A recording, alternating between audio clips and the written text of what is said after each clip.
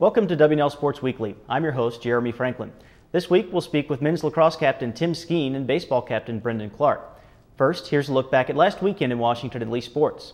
The men's lacrosse team won its first Old Dominion Athletic Conference title in 5 years, beating #1 seed and top-ranked Roanoke 15-14 in overtime in Salem on Sunday. Senior midfielder Harry St. John scored just 38 seconds into the extra session, part of his 4-goal, 2-assist performance that gave the Generals the league's automatic bid to the NCAA playoffs. Junior Will Keegler also totaled 6 points on 3 goals and 3 assists, and senior Seth Fishman added 4 goals. Senior Connor Locke made 14 saves in goal. And in the first round of the Division III tournament at Wilson Field on Wednesday, the Generals pulled out another OT win, this time a 6-5 triumph over Fairleigh Dickinson Florham. Keegler scored with 9.9 seconds left in the overtime to send W&L into the second round. Locke made 12 more saves in goal as the Generals eliminated the MAC champion Devils. W&L finished up its women's lacrosse season with a 17-10 road win over USA South champion Christopher Newport on Saturday. Junior Britton Matthews had 5 goals and 1 assist, and the Generals scored the final 7 goals of the game in ending the year at 13-5. And at the Generals Combined Events Challenge on Friday and Saturday in Lexington, senior Stacy Dornbos scored an NCAA qualifying mark in the heptathlon. Coming up next, I'll be joined by men's lacrosse captain Tim Skeen. Wednesday night in the first round of the NCAA men's lacrosse tournament, senior captain Tim Skeen scored the game-tying goal and assisted on the game winner in overtime against Fairleigh Dickinson. And he's with me in the studio now. Tim, welcome to the show. Thank you for having me. In addition to the FDU game, Roanoke and Lynchburg both decided by 1 goal in the ODAC tournament. How have the Generals been able to pull out all of these close games at the end of the season? Well, I think it really comes down to our experiences in the season. We've played a lot of tough games, and we really feel like our experiences in the season have prepared us for the postseason. A Middlebury game where we had the lead and we narrowly lost in the end. A Roanoke game in the regular season, which we went to overtime and lost. That really hurt. And then a Lynchburg game to round out the regular season was tough. But I think we learned from those, and you can see we came back and beat Lynchburg, took Roanoke to overtime, and came out on top this time. I think we were used to those situations, and we learned from our mistakes. And then last night, against FDU, we came into overtime, not where we wanted to be, but we felt comfortable. We really felt comfortable in that situation, and our confidence allowed us to pull it off. So, what does the ODAC championship mean to you and to the senior class? Well, I think it means a lot. It's not nearly everything because we have plans for the future. We have a lot to go here, but it means a ton. As a senior class, or as a freshman class, we went 7-6. Now we're 16-3. We've come a long way. At that point, we had, I believe, four of our classmates were starting as freshmen, and it was tough. We had big roles, and we had a lot of pressure on us. And coming from there, it really built up to this year. And to be able to pull that off and to beat Roanoke, the #1 team in the country, and take that ODAC tournament was sweet. It really was. How does this year's Washington and Lee team differ from many previous lacrosse squads you've played for, either here at Washington and Lee or back in high school?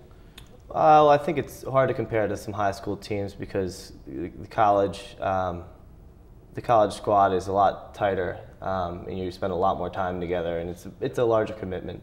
I think that what makes it different is that it's a different attitude and commitment that we haven't felt before. I think top to bottom, this team was dedicated off the field in the weight room. Every day in practice had a little more of an edge than it has before. We really had a dedication to winning, and I think it started with our seniors, which really trickles down to the underclassmen.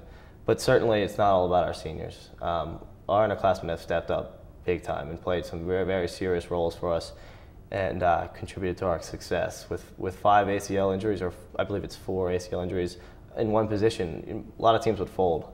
But we had kids step up, and we're still rolling. So we're feeling good. What are the keys to a victory against Gettysburg in the second round of the tournament this weekend?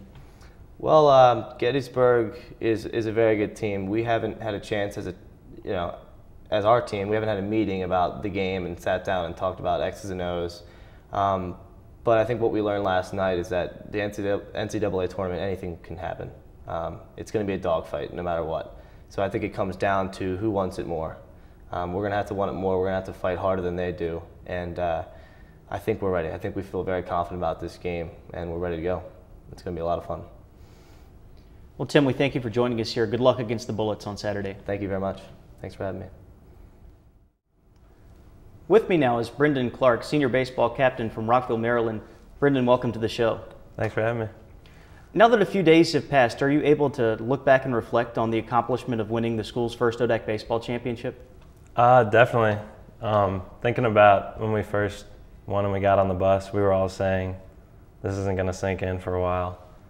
And we knew how big it was, but it was kind of, we couldn't grasp what it would mean to us. And I think the first time I really noticed was the next day. We woke up in the morning and it actually felt real. But that's kind of died down a little bit because we got more games to play. And we got to get out there and we got to get work done.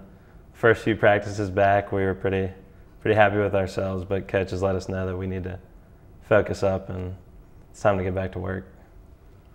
You were on the mound at the end of all 4 victories for W&L at City Stadium down in Lynchburg. Now, you had pitched out of the bullpen a couple of times in the regular season, but was there any kind of adjustment for the role you had in the ODAC tournament?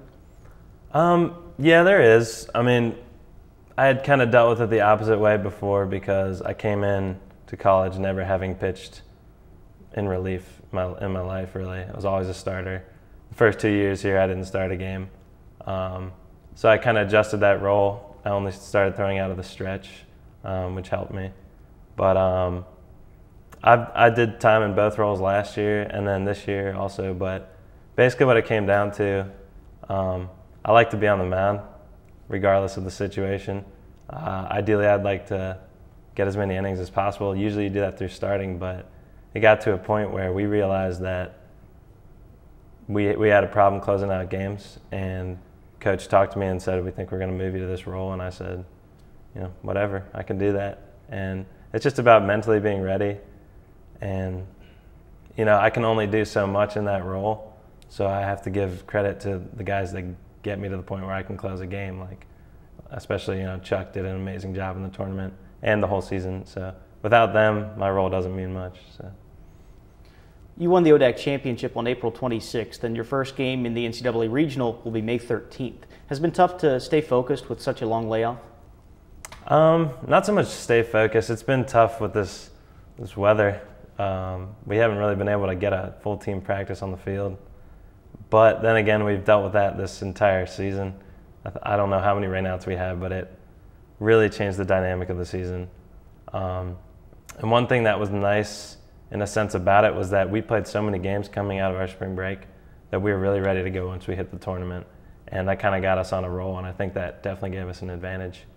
But I think we're pretty well focused. We're relaxed. That's how our team always is. We like to stay relaxed around each other, and as long as we believe that we can be there, we'll be fine. On the field, what are the keys to the general success in their first trip to the NCAA tournament? I would say just keep doing what we're doing. It starts with pitching and defense. We know that. We've got confidence in the guys we're putting on the mound. Chuck's going to go out there and start the first game, and we know he's going to throw well. Our defense has been playing solid behind us. And our bats, they came around right at the right time. A few guys weren't swinging as well as they could have been, coming out of the break. But everybody's stepped it up in their own way. And you can see with any team entering a tournament, I think the biggest thing is that everything comes together, and it did for us in the ODACs, and hopefully we can keep that train rolling and bring it all together again and go to Wisconsin. Well, Brendan, thank you for joining us. Good luck in the regional next week. Thank you very much. The women's tennis team will host the first 3 rounds of the NCAA tournament this weekend. The Generals will take the court for the first time at 2 p.m. Saturday against the winner of a Friday first-round match between Meredith College and Gwinnett Mercy. The third-round match is set for Sunday at 12:30. And on Saturday, Washington and Lee will travel to Gettysburg for the second round of the NCAA men's lacrosse playoffs. WLUR will have live coverage of the contest beginning at 12:45 p.m. For W&L Sports Weekly, I'm Jeremy Franklin. Thanks for watching.